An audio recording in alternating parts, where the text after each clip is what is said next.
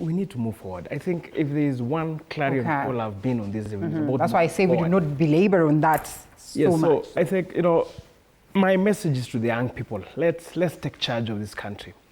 While we appreciate the wisdom and the experience of our elders, we must bring in the ingenuity, the freshness, and the clarity of vision of a new generation. And I think Raila, I wish I could speak to him. I respect him. I love him. He's been the soundtrack of our politics.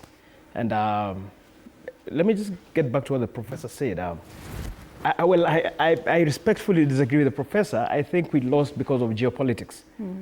It might have been, in some small way, a referendum on President Ruto and a referendum on the nation of Kenya, on the missteps we've had in the past few months.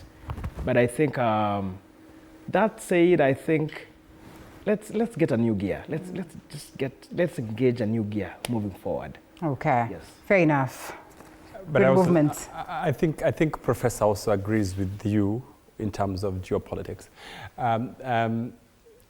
I think, Linda, the conversation we really need to have today is more of this foreign policy issue. In fact, and we're going to come to that. That's why we say we do not belabor much on this, just that Prof got us here. This one that you've shown us is characteristic, parasitic political behavior. Okay. They want Raila on the ballot in 2027. Yes. So it's that simple. They say he's going to be there, blatantly. So when you see them behave like that, it's simply because they want Raila on the ballot in 2027. And is there anything wrong with that? No. I mean, it's their right to have him on the ballot so that they can sack him some more, because he can't win. It's too disorganized to win an election. I mean, I have been blunt with Raila Odinga, Linda. I used to be a member of that party before I founded the UGM Party. Election winning requires discipline. Election winning requires preparedness, which I think Raila and his coalitions are seldom wanting to put in place. So to come after every election and cry that it was stolen, when you do not have agents half the country who is taking care of your vote. So you cannot take us into this emotional trauma of you lose, then you come back here and say you was, so it was stolen, so what? Okay. I mean, the fact that you didn't prepare very well. I mean, the last election, the UDA tallying center was full of people. Every constituency had an agent at the UDA tallying center. Manning their vote? No, the secretariat in Nairobi. Okay. They had a floor of people with tallying results, verifying an announcement is made, you send it over.